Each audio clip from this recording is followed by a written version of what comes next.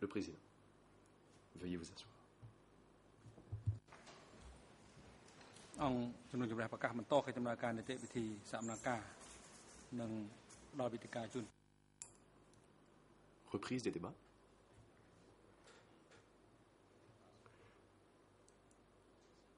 Je donne à présent la parole au procureur pour la présentation des documents.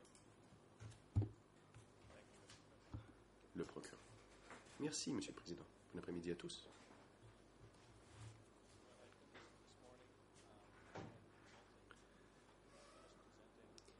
Lorsque nous nous sommes laissés ce matin, j'avais terminé de présenter un document datant de juin 1978, rendu par le comité central, un document par lequel il révisait sa politique à l'égard des agents de la CIA, du KGB et des Niyun. Cette politique révisée a aussi été communiquée dans le numéro de mai-juin 1978 d'étendard révolutionnaire. Il s'agit du document E3/727. E3/727.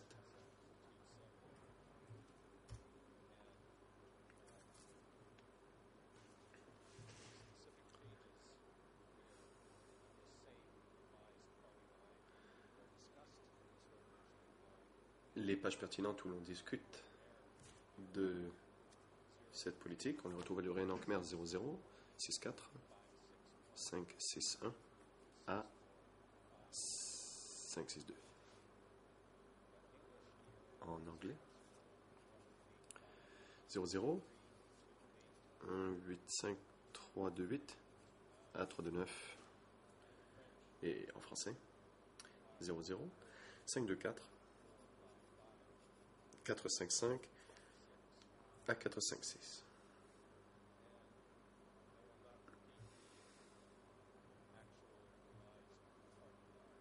Je ne répéterai pas cette politique révisée,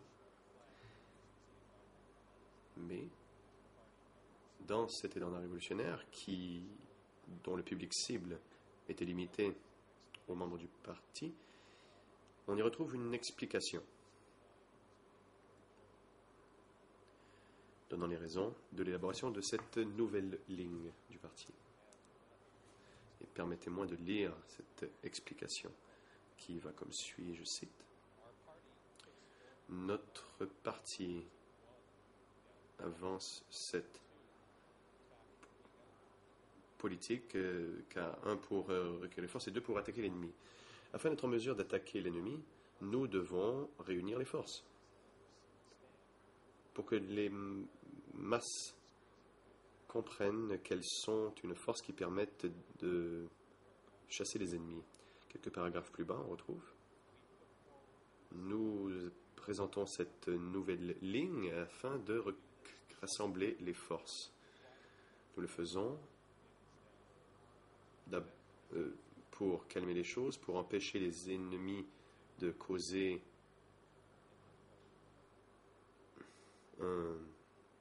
une course folle vers ce piège. The party made clear in this section of the Et dans cette partie de l'étendard révolutionnaire, le parti a dit que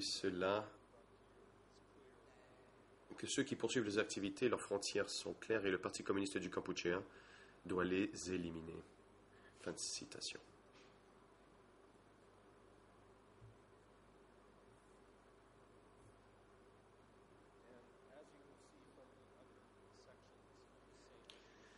On le retrouve dans d'autres parties de ce numéro d'étendard révolutionnaire que je vais vous citer.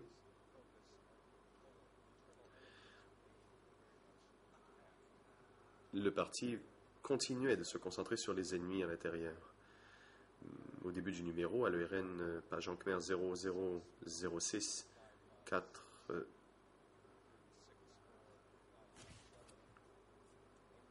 556 à 557, en anglais 00 108 185-3 de 0 et en français 00 52 44 51. Je cite. Ce que nous avons vu très clairement pendant le premier trimestre de 1978 était le danger que représentaient les ennemis de l'intérieur. En nous attaquant cette fois-ci, l'ennemi a utilisé des forces domestiques, à savoir des forces dans les campagnes, dans les ministères et dans l'armée et dans les bureaux, alors que les forces de l'extérieur n'étaient que accessoires. Un paragraphe plus bas, les mesures que nous avançons ne sont pas différentes des anciennes. Nous devons toutefois aiguiser notre position et éliminer les ennemis de l'intérieur. Nous devons continuer de prendre des mesures résolues tant contre les ennemis de l'intérieur que ceux de l'extérieur. Nous devons le faire, car bien que les ennemis de l'intérieur se présentent sous la forme de cadres du Parti communiste du Kampuchea ou des cadres du peuple cambodgien, afin de renverser le régime collectif, leur véritable nature est d'être des cadres du Parti des travailleurs Yun et qui font du travail au nom de ce parti traître, de sorte que les Yun et la CIA peuvent revenir et rétablir un régime de capitalisme et de propriété privée.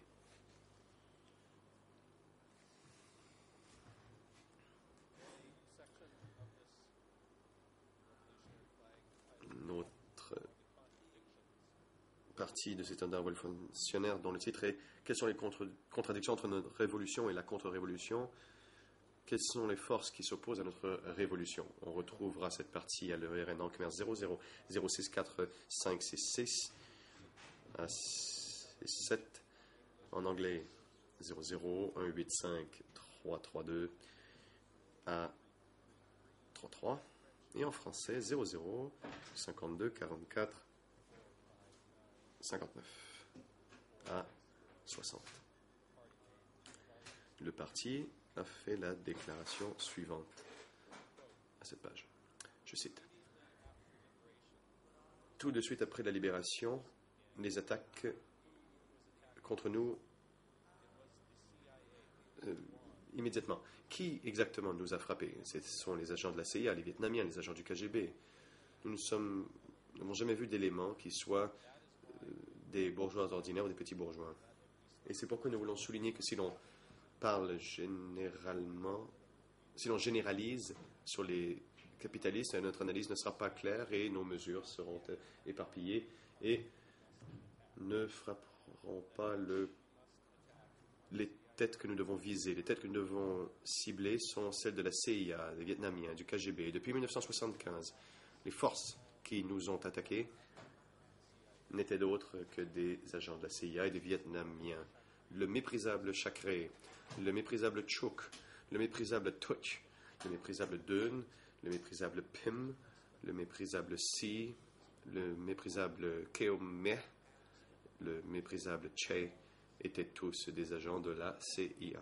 La seule différence entre eux, c'est que certains de ces CIA étaient plutôt pro-américains, alors que les autres étaient plutôt pro-vietnamiens.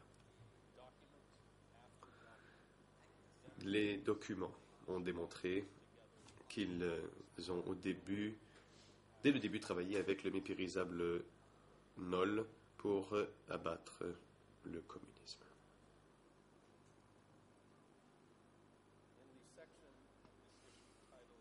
Dans la partie qui porte pour titre le parti, l'orientation réajustée du parti pour les tâches dans les jours à venir, la première partie est la situation générale et les orientations générales des tâches révolutionnaires au cours de l'avenir proche dans l'année 1978. On retrouve cette partie à l'ERN en Khmer 0064567, en anglais 00185341 et en français 005244 68.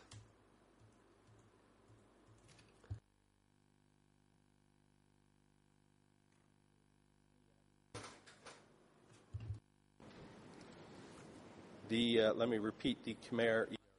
Laissez-moi répéter le RN en Khmer. 00 06 4 5 7 6 à 77. À ce chapitre donc du magazine, on retrouve la déclaration suivante. Je cite. Tant les ennemis de l'intérieur et de l'extérieur ont été écrasés plus résolument qu'avant. D'une part, nous avons éliminé l'agresseur Yon venant de l'extérieur et nous lui avons infligé des défaites cuisantes. D'autre part, nous avons éliminé les traîtres dans le pays et leurs factions, les forces traîtresses dans l'est, le nord-ouest et les zones ouest, à Phnom Penh, à 103, à Kratie et au secteur 25.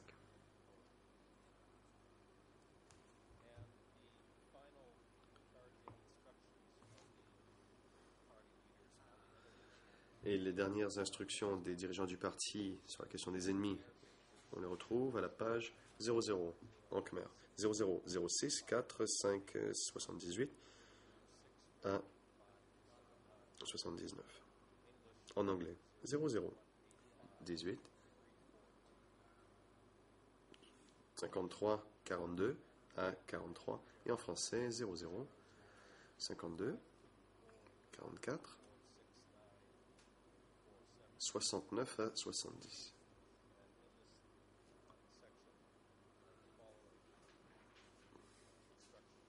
Voici les instructions que l'on retrouve à cette page. Je cite.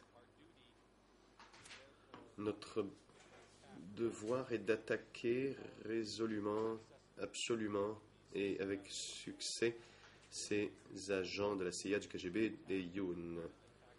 Il faut les attaquer et les attaquer à nouveau de sorte qu'ils soient éliminés et encore et encore. Ce n'est que qu'en les attaquant de cette façon que leurs forces seront éliminées,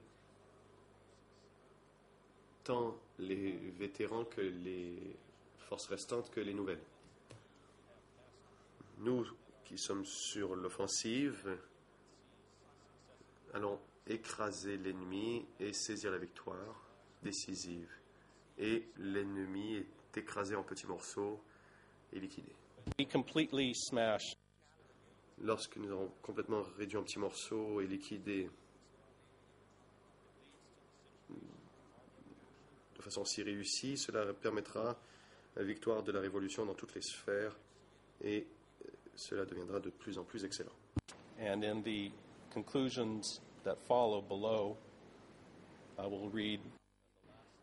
Je vais maintenant lire la dernière instruction, point D, et qui va comme suit.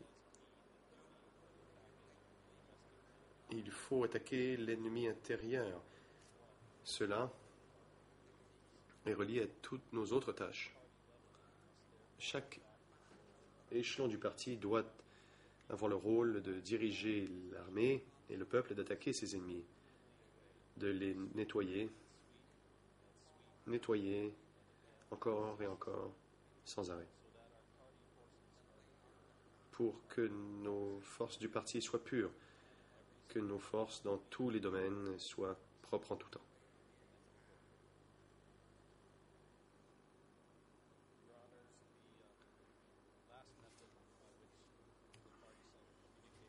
La dernière méthode par laquelle les centres communiquaient ces ordres étaient des télégrammes envoyés par le bureau 870. Le document E3, barre 1186, E3 barre 1186, est un rapport envoyé par le secteur 22 de la zone Est le 19 mars 1978. télégramme dans lequel on décrivait les activités des ennemis dans le district de Uncampole. Le secteur 22 demande que les zones ouest et centrales soient informées de cette situation. On retrouve 3 exemplaires de ce rapport à la cote E3-1186, chacun de ces rapports comportant une annotation pour montrer à qui ce rapport avait été remis.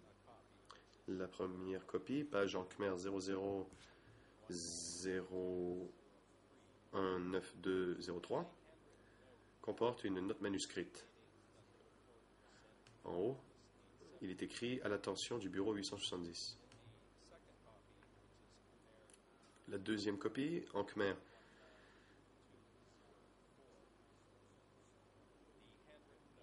00019204, on retrouve en haut une note montrant que le rapport avait été envoyé à la zone ouest, et la troisième copie, page en Khmer 00019205, on retrouve au bas des annotations manuscrites. Il est marqué copie au frère Vaughan, au frère Si, une référence à Chuchet, donc au secrétaire, et au frère Pock.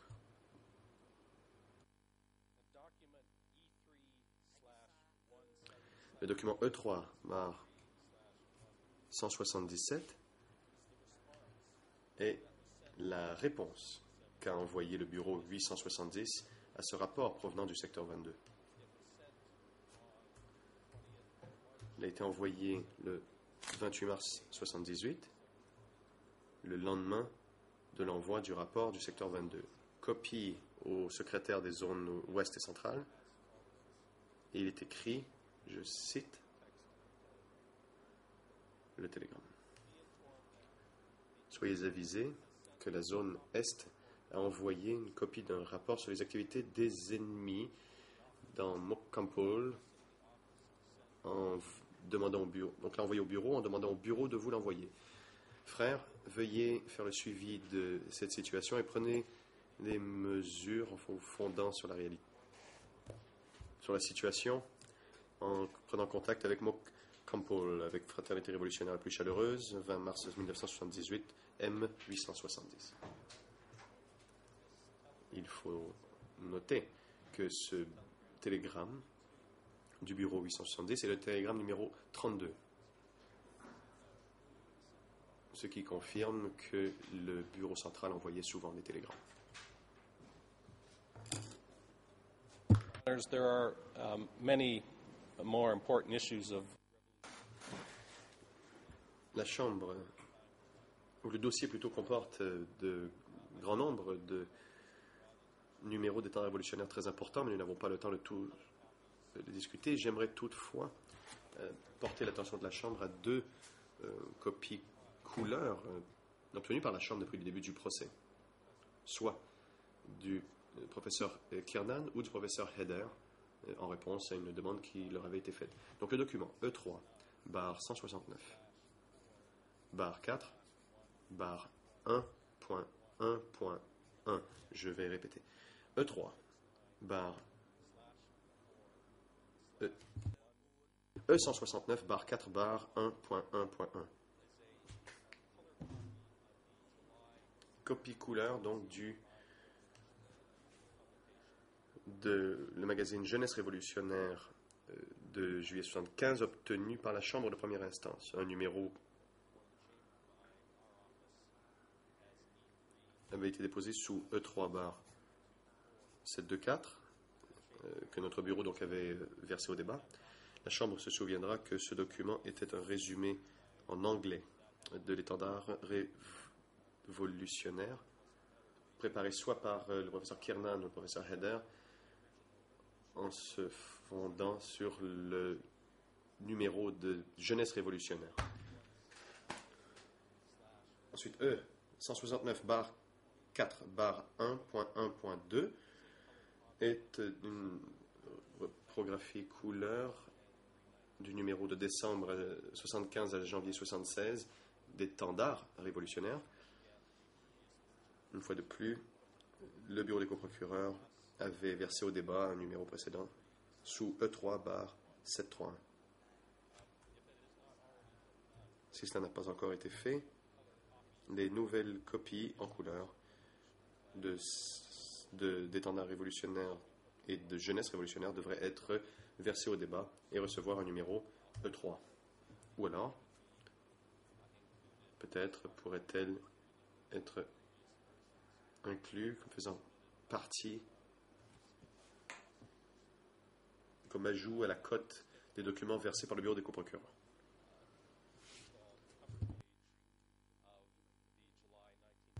J'aimerais maintenant vous montrer un exemplaire de ce numéro de jeunesse révolutionnaire de juillet 75. It is worthwhile to take a Il est en effet bon de jeter un coup d'œil à ces copies en couleur de jeunesse révolutionnaire et d'étendards révolutionnaires. On peut y voir la couleur rouge sang du drapeau sur la page couverture. On peut voir les agrafes du carnet, ce qui, j'espère, sera utile pour mon équipe, pour mes confrères d'en face de l'équipe de Nunchea. Je vais lire un court extrait que j'ai retrouvé dans cet exemplaire de Jeunesse révolutionnaire de juillet 75. C'est un des premiers numéros d'étendard ou de Jeunesse révolutionnaire que nous ayons, en date de juillet 75. À la page en khmer 00809 798 à 99 de ce numéro de juillet 1975 de Jeunesse révolutionnaire, en anglais 00 815 132 à 133 et en français 00 81 59 11 à 12. On retrouve donc à ces pages une discussion des événements qui ont suivi la libération de Phnom Penh. Je vais vous en lire quelques extraits. Je cite: peu après la libération de Phnom Penh et du reste du pays, nos jeunes hommes et femmes et cadres révolutionnaires ont pris la ville.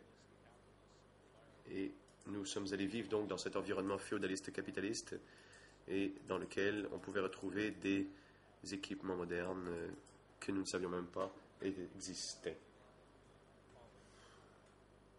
Puis au paragraphe suivant, je cite: certains cadres étaient attirés par les biens matériels et sont allés récupérer des radios, des montres, des stylos et des appareils photo. Mais ont laissé les butins particuliers qui étaient les plus stratégiques, les petites armes, les artilleries, les armes de poing, la munition et les mitraillettes. Et ces équipements ont été laissés partout. Personne n'a pensé à les récupérer pour les stocker dans un endroit sûr. Pour ce qui est de certaines combattantes, elles ont mis en cachette les robes des ennemis, ont mis du parfum, ont mis de la poudre, du rouge à lèvres et ont posé devant le miroir. Et ont complètement oublié la vigilance révolutionnaire et la position révolutionnaire. Ont complètement oublié la tâche que le parti leur avait confiée, qui était celle de défendre, de nettoyer la ville, et c'est-à-dire de nettoyer la boue, les déchets et les égouts, ainsi que l'idéologie de l'ennemi. Et donc ils ont perdu le contrôle et ont oublié de maintenir leur position révolutionnaire.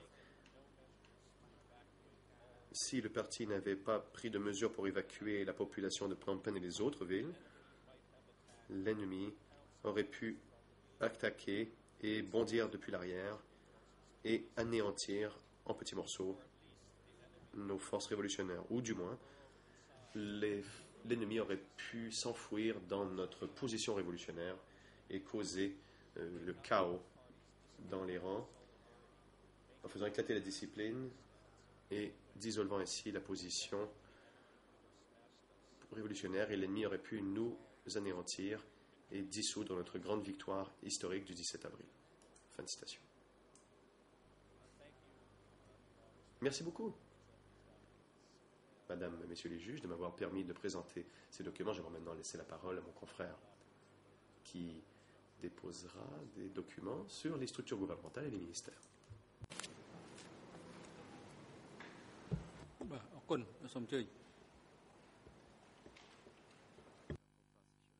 Le président.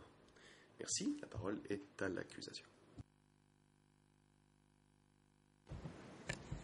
Bon après-midi, Monsieur le Président, Mesdames et Messieurs les juges. Bon après-midi à toutes les parties et aux personnes qui se trouvent dans la galerie. Donc j'en viens donc à un autre thème qui est celui du gouvernement, des différents ministères qui composaient ce gouvernement. On va parler de structure de ces ministères, de leur fonctionnement et de leur communication. Avant d'en venir à des documents spécifiques concernant plusieurs ministères, je voudrais dans une première partie présenter des documents qui sont relatifs au gouvernement dans son ensemble. D'abord le gouvernement du GRUNC et ensuite celui du Kampuchea démocratique.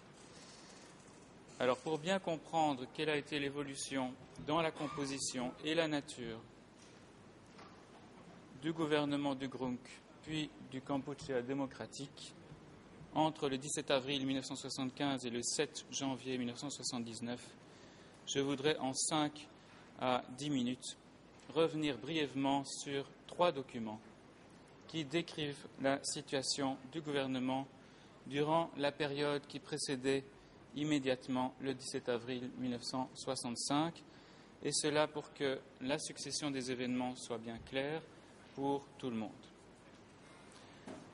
Le premier document est le document E3/28, qui est daté du 19 janvier 1973 et qui s'intitule « Le siège du Cambodge à l'Organisation des Nations Unies ». Je ne citerai qu'un seul passage. Il est situé à la fin du document, dans une annexe qui donne la composition du gouvernement royal d'Union nationale du Cambodge à l'époque. Et je cite: « Le gouvernement royal d'Union nationale du Cambodge, GRUNC, placé sous l'égide du Front uni national du Kampuchea, est constitué le 5 mai 1970. Il est le seul gouvernement légal et légitime du Cambodge. Sa composition actuelle est la suivante. » Fin de citation. Il s'agit donc d'une composition au 19 janvier 1973. Et pour couper court, je ne vais citer que quelques noms. Je cite M. Pen Nut, Premier ministre, M. Khieu Samphan, vice-premier ministre et ministre de la Défense nationale, M. Sarin Chak, ministre des Affaires étrangères, M. Hu Nim, ministre de l'Information et de la Propagande. Vous lirez dans la liste des noms dans ce document qu'en font partie également d'autres personnalités comme Chan Yuran, le général Duon Sam Ol, Put Sambat, Chi San, Chun Prasit, Kit Chun, Van Pini, Tiv Ol, mais aussi Yang Tirit, qui est vice-ministre de l'Éducation populaire et de la jeunesse, Chu Chet, vice-ministre de la Santé publique, des Affaires religieuses et sociales, et Koi Toon, vice-ministre de l'Économie et des Finances. Le document suivant est le document E3/1399. Je répète, E3/1399. Il date du 27 janvier 1975 et est intitulé « Cabinet du GRUNC, déclaration de Sihanouk du 5 octobre 1974 ». Il s'agit d'un document qui reprend un certain nombre de communiqués du GRUNC qui sont parus dans la publication Phoebis. Et l'on y apprend que par rapport au 19 janvier 1973, certaines personnalités sont passées du rang de vice-ministre au rang de ministre, et c'est le cas notamment de Tchouchet et de Yengtirit, en date du 7 décembre 1973. Et l'on constate aussi que selon la déclaration de Sihanouk du 5 octobre 1974, Koytoun est entre-temps devenu ministre de l'économie nationale et des finances, alors qu'auparavant il était vice-ministre.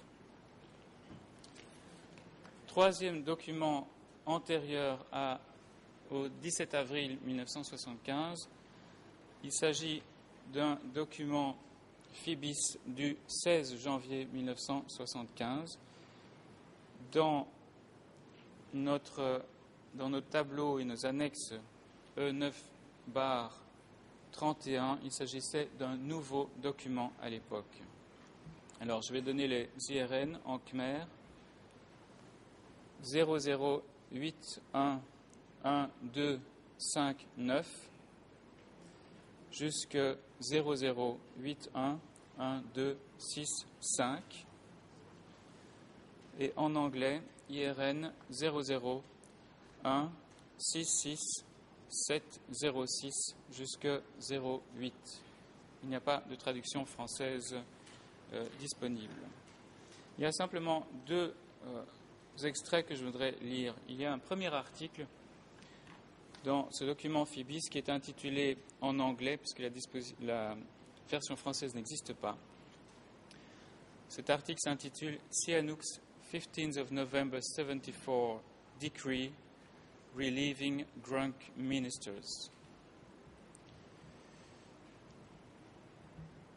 Et à la page en anglais 00166706 et en khmer 008811 à 261, il est dit ce qu'il suit. Et je vais citer encore une fois en anglais et je prie les interprètes de m'excuser de passer d'une langue à l'autre. Je cite. Decree number 100. Décret numéro 100, article 1. Sur leur demande sont démis de leurs fonctions ministérielles Ngohu, Huatsambat, Chiasan, Chanyoran, Tionmum, Duong Samol, Chaoseng, Kitchon et Chon Praset. Fin de citation. Un deuxième article dans ce même document est intitulé Sihanouk nomme les nouveaux ministres du GRUNC. Alors je vais également citer cet article en anglais à la page 00166707 et en khmer 0088 11263. Donc je cite en anglais. Decree number Décret numéro 101. Article 1. À compter du jour de leur prise de fonction effective, sont désignées les personnes suivantes au poste suivant. Ministre de la Justice et des Réformes judiciaires, Son Altesse Norodom Purisara. Ministre de la Santé publique, Tion Tion. Ministre des Travaux publics, des Télécommunications et de la Reconstruction, Toik Pun. Ministre des Affaires religieuses et sociales, Tchouchet. Ministre de l'Éducation populaire et de la jeunesse, Yengtirit. Et ministre de l'Économie nationale et des Finances, Koytoun.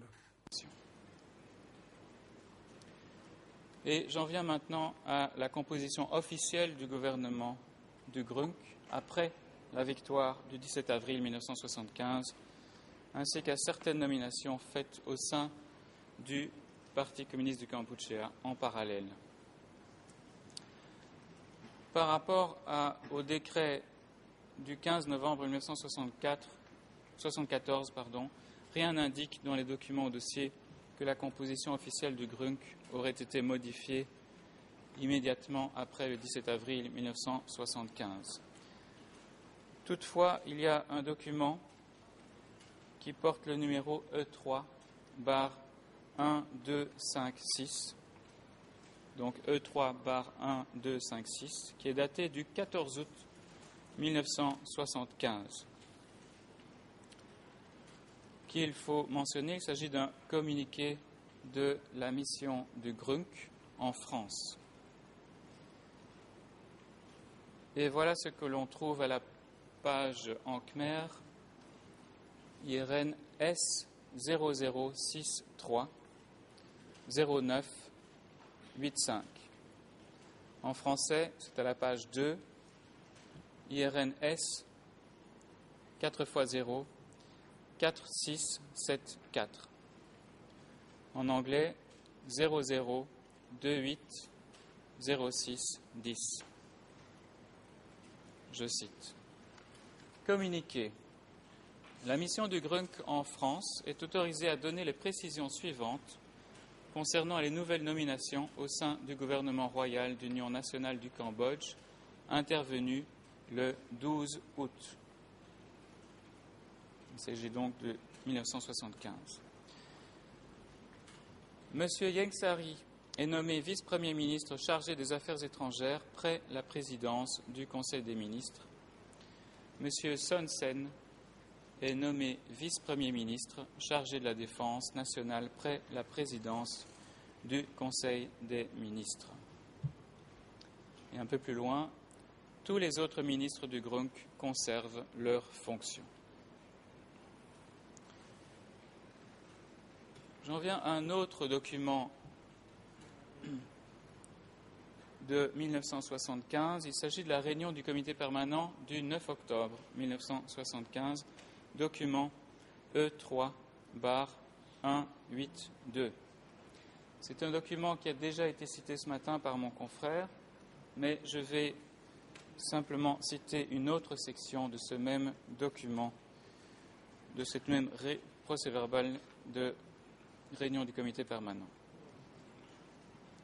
Jusqu'ici, tous les documents que j'ai cités étaient des documents du GRUNC. Celui-ci est un document du Parti communiste du Kampuchea. Au point 1, on lit sous le titre « La répartition du travail et le déroulement » les fonctions qui sont attribuées aux dirigeants du PCK en interne. Et je cite un passage du début du document qui se situe en khmer à partir de la page IRN 000 19108, en anglais 0018 3393 jusqu'à 94, et en français 002928 68 à 69.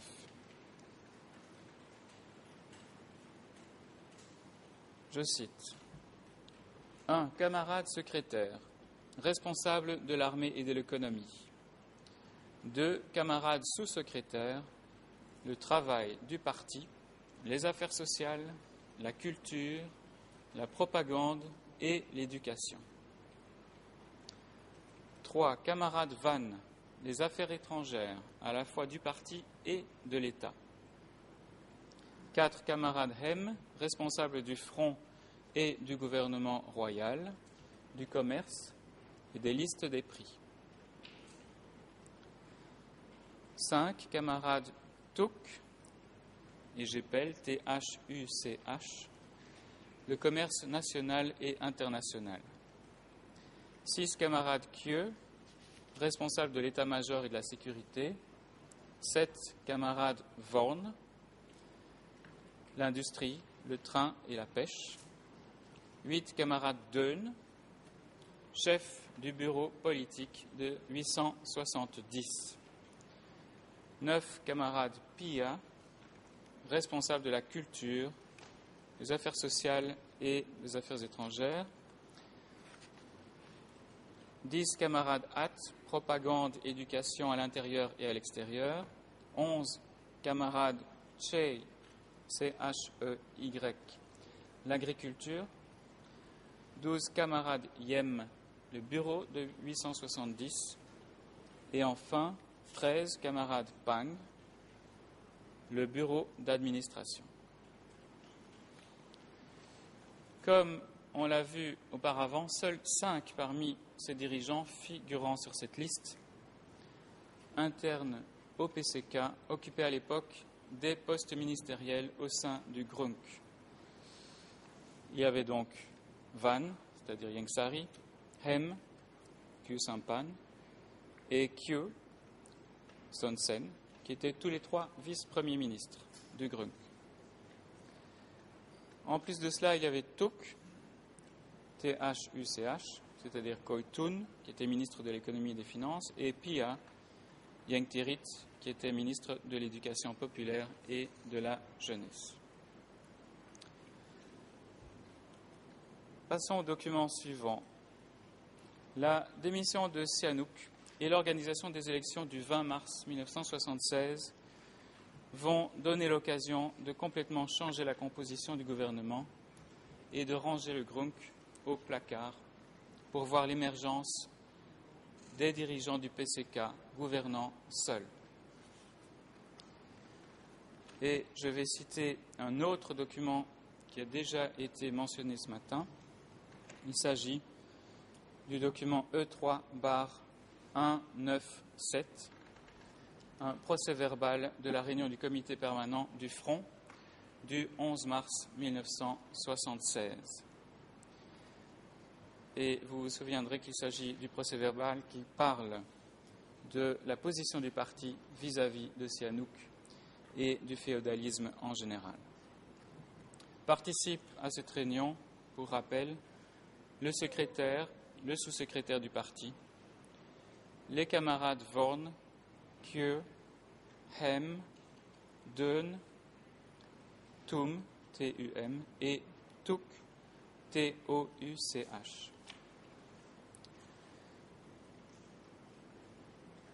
Je voudrais simplement lire un extrait qui se trouve en khmer à la page 5x0, 745, en anglais 00182639 et en français aux pages 1 et 2, IRN 00 33 49 61 à 62. Et l'on y parle des effets positifs de la démission de Sihanouk pour la Révolution. Et je cite, 2A, effets positifs pour notre Révolution. Nous avons facilement réglé les nominations dans notre encart de l'État. À travers cela, nous avons facilement travaillé sans aucun obstacle.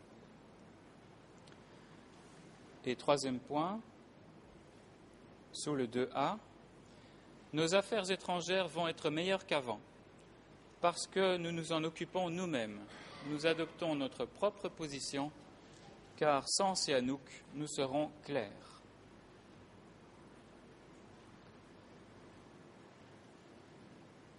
Un peu plus loin dans le même document, en khmer à la page 5x0, 747 à 748, en anglais 001826 40 à 41 et en français à la page 3, IRN 00 33 49 63. Sous le titre 3, Observation de l'encart durant la réunion de la nuit du 13, probablement 13 mars, il est dit ceci. Je cite, le super-camarade secrétaire a précisé que ce problème, et il parle de la démission de Sihanouk, est primordial. Laissez l'encart du comité central décider. Et puis il propose un certain nombre d'initiatives. On en a parlé déjà ce matin, mais il y a une initiative qui n'a pas été mentionnée ce matin et qui est l'initiative numéro 2. Et je cite, « Il faut tenir une réunion du Conseil des ministres, rendre compte au Conseil des ministres pour prendre une décision, ensuite aller voir Sihanouk, encore une fois, avec la participation de Pennout. S'il acceptait d'être enregistré, ce serait mieux. » De ce document, on peut voir que la volonté du comité permanent est tout d'abord qu'il y ait une décision du comité central du PCK concernant la démission de Sihanouk, et deuxièmement, que le Conseil des ministres du GRUNC, cette fois-ci, et son Premier ministre Pennout entérinent la démission de Sihanouk eux-mêmes. Et c'est ce que nous allons voir tout de suite en évoquant le document E3/12, qui est donc la décision du comité central sur un certain nombre de problèmes du 30 mars 1966. On en a parlé ce matin également, mais je vais citer un autre passage de cette même décision. C'est un passage qui confirme la décision du comité permanent concernant la démission de Sihanouk et la mise à l'écart de Pennout. Alors, premier passage pertinent se situe en Khmer à la page IRN 0000 31 40 jusque 41. En anglais 00 18 28 13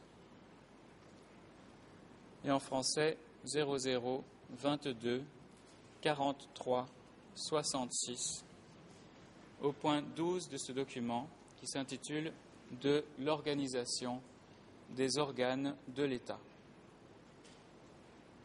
Et je cite cette décision du comité central. « En réalité, nos organes étatiques sont différents de ceux auparavant. Auparavant, il s'agissait d'un front, mais maintenant, il ne l'est plus. Il s'agit complètement des organes du parti. Il faut que tous ces organes étatiques soient réellement représentatifs et aient une influence suffisante, tant au sein du parti, dans le pays, qu'à l'étranger. C'est également une accélération politique. Pennout ne pose aucun problème. La situation de Sihanouk est dans une période saturée. Il est à bout de souffle. Il ne peut plus continuer. Dès lors, nous avons accordé sa retraite selon sa proposition. Fin de citation du comité central. Et vous aurez remarqué qu'ici, on ne parle plus de démission de Sihanouk comme devant le comité permanent, mais de retraite de Sihanouk. Deuxième passage pertinent du même document E3/12, toujours sous le point 12, en Khmer, IRN 4x0 3141 à 42, en anglais 00 18 28 14.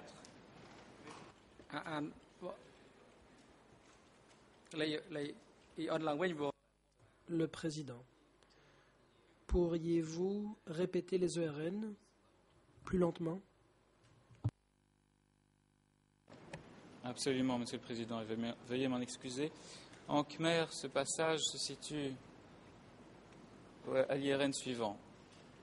0000 31 41 jusque 42. En anglais, 00 18 28 14. Et en français, aux pages 4 et 5, à 00 22 43 66 à 67. Alors, dans ce passage, après avoir détaillé la composition du comité permanent de l'Assemblée nationale, présidé par Nunchia, et également du présidium, présidé par le camarade Hem, donc Khieu Samphan, le document se poursuit ainsi. Je cite. Le gouvernement. Il doit être un propre organe du parti. Il doit représenter notre propre État. Il est également proposé qu'il soit fort. Il faut qu'il ait de l'influence au sein du parti, dans le pays et à l'extérieur du pays, tant à l'égard des pays alliés qu'ennemis. Ce problème d'organisation du gouvernement fait l'objet de débats constants depuis le mois de mai et suivant. Camarade Paul, Premier ministre. Camarade Van, vice-premier ministre chargé des Affaires étrangères. Camarade Vorn, vice-premier ministre chargé de l'économie et des finances. Camarade Khieu, vice-premier ministre chargé de la défense nationale.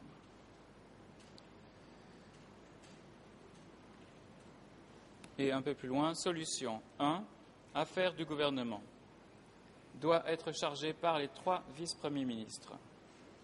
Donc, il faut que les 3 vice-premiers ministres soient très forts. Ils doivent être forts tant dans leur personnalité que dans leur machine de travail. Alors, après l'examen de la question de la démission, ou plutôt de la demande de mise à la retraite de Norodom Sihanouk et de la refonte totale du gouvernement, d'abord par le comité permanent le 11 mars 1976, comme on l'a vu, et ensuite par le comité central le 30 mars 1976, c'est au tour du Conseil des ministres du GRUNC de se réunir le 4 avril 1976. Et cela avait été annoncé par le comité permanent auparavant. Et voilà ce document E3/1371 qui est intitulé « Déclaration du gouvernement du Kampuchéa démocratique à propos de la déclaration de Samdech Norodom Sihanouk demandant sa retraite ».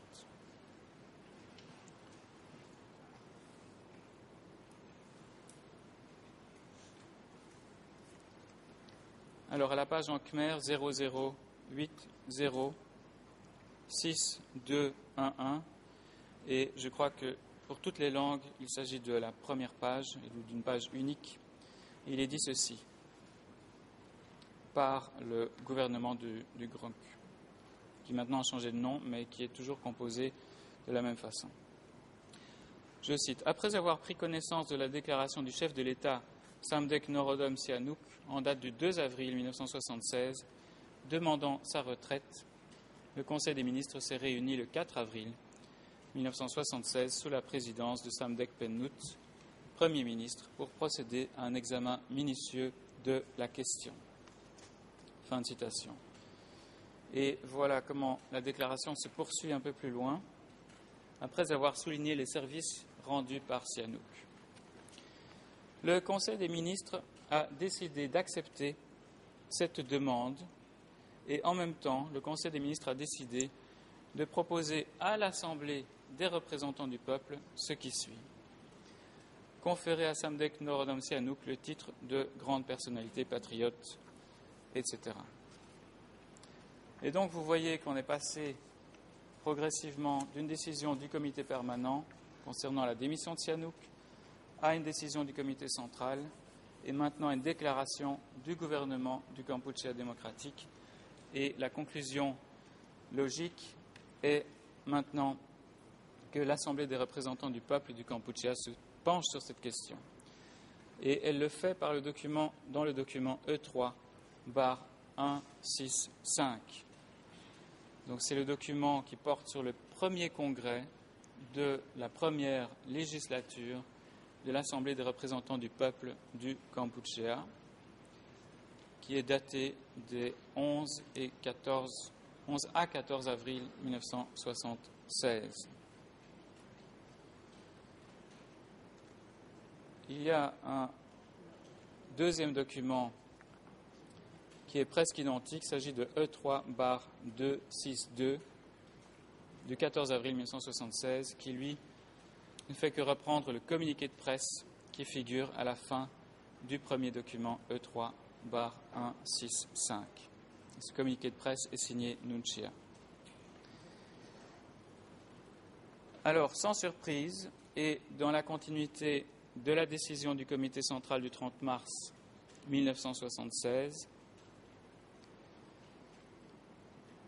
ainsi que de la déclaration du gouvernement, ce document du 14 avril 1976 confirme la nomination de Nunchia comme président du comité permanent de l'Assemblée des représentants du peuple du Kampuchea.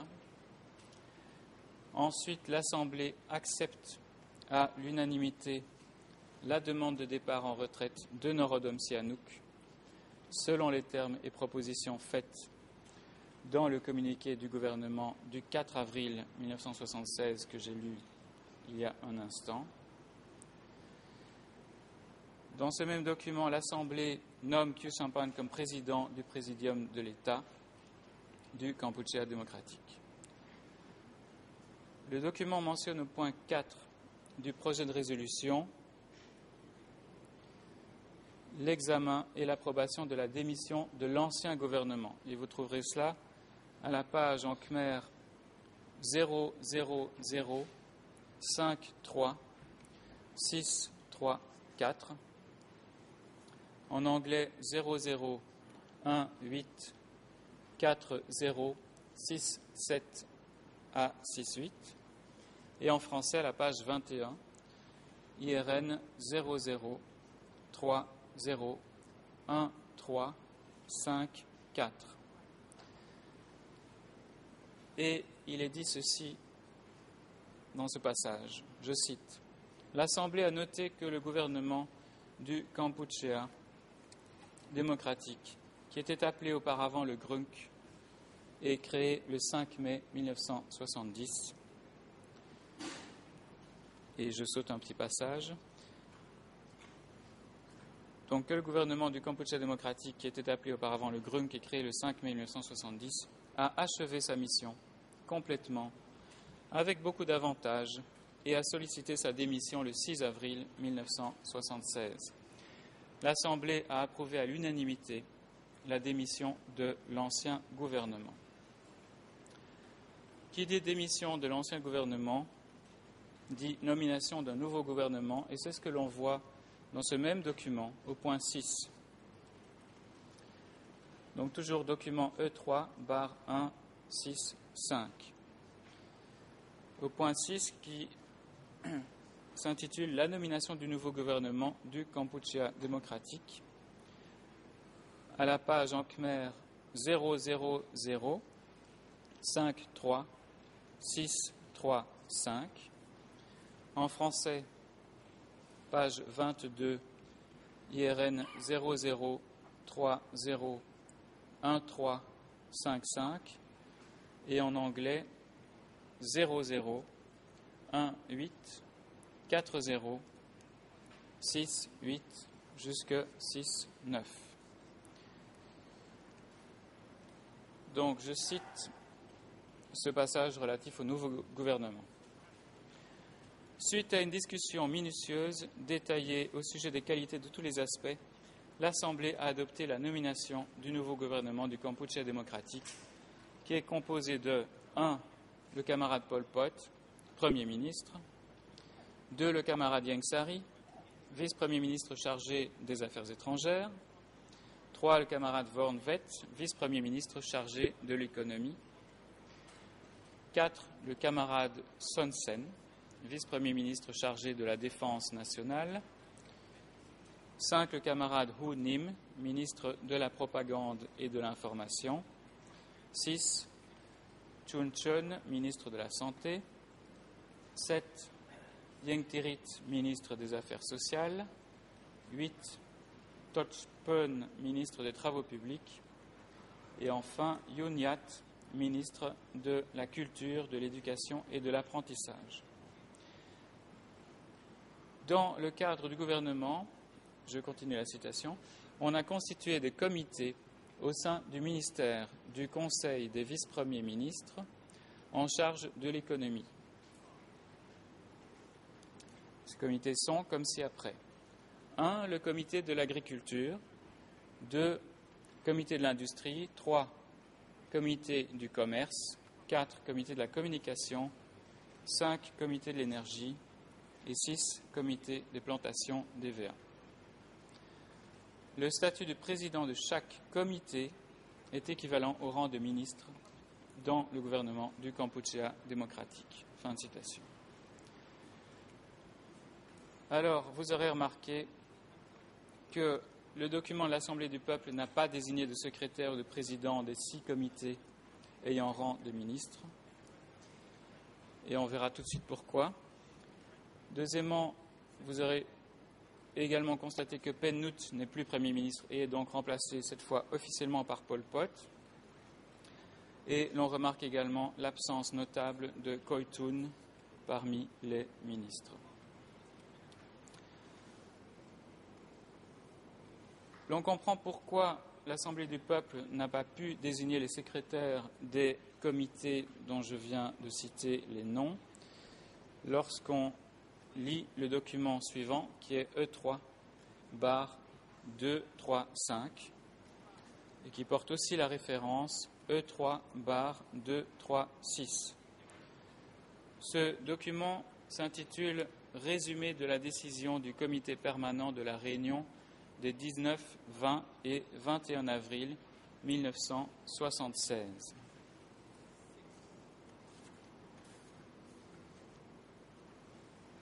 Et en son début, ce document dit ceci, aux pages en khmer 000 19 142 jusqu'à 43, en anglais 00 18 34 16 jusqu'à 17 et en français IRN 00 32 29 68 à 69. Je cite. Après 3 jours de discussion sur les problèmes inscrits à l'ordre du jour, le comité permanent a pris la décision comme ci-après. Grand 1. Au sujet de la création des divers comités autour de 870. Et ici, le document parle de 11 comités, non pas de 6 comités. Et je vais en citer simplement quelques-uns, mais il s'affiche à l'écran en khmer. Premier comité, comité du commerce, avec pour membres Rit, Nem et Chun. Nous allons revenir sur ces noms par la suite. Je vais également citer d'autres comités, par exemple le transport terrestre sous la direction de Han, transport maritime dirigé par Man, les entrepôts de Phnom Penh avec pour secrétaire Reung, le comité des ports dirigé par Krin, celui de l'agriculture dirigé par Che. Et il y en a d'autres.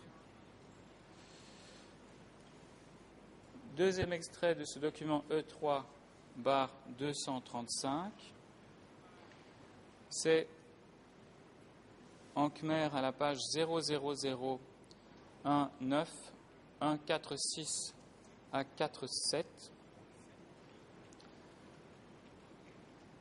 en anglais 00183420 et en français 00322971.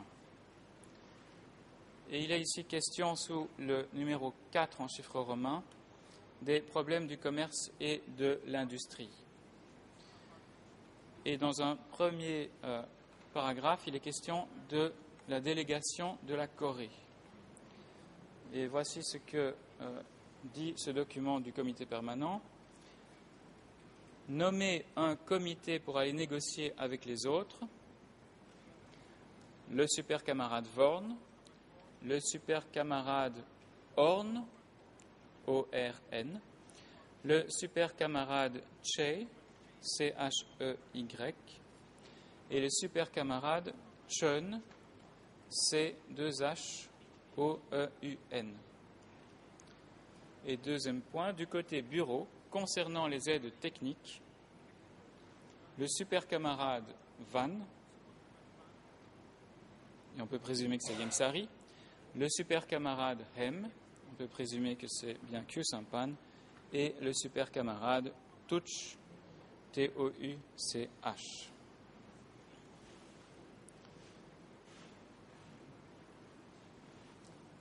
Avant d'en venir aux réunions mensuelles du gouvernement en Conseil des ministres, je voudrais, avant la pause, mentionner un dernier document. C'est un document de vulgarisation du ministère de l'Éducation du Kampuchea démocratique qui date sans doute de 1977. Ce document porte la référence D366 7.1.63. Je répète, D366 7.1.63. Il n'a pas de numéro E3 en ce moment. Ce document s'appelle « Géographie politique du Kampuchea démocratique ». Il explique dans une leçon, un titre qui s'appelle « Leçon 2 », quelles sont les institutions de l'État, et notamment au point 4, qui est intitulé « Gouvernement ». Je cite, « Le gouvernement est l'organe exécutif des lois et des lignes politiques définies par l'Assemblée des représentants du peuple du Kampuchea, devant laquelle il est entièrement responsable de toutes ses activités. » Fin de citation. Cette responsabilité que le gouvernement dit assumer pleinement à partir d'avril 1976 se retrouve aussi affirmée lors de la première réunion du Conseil des ministres du Kampuchea démocratique que je vais présenter probablement, Monsieur le Président, après la pause, avec votre accord.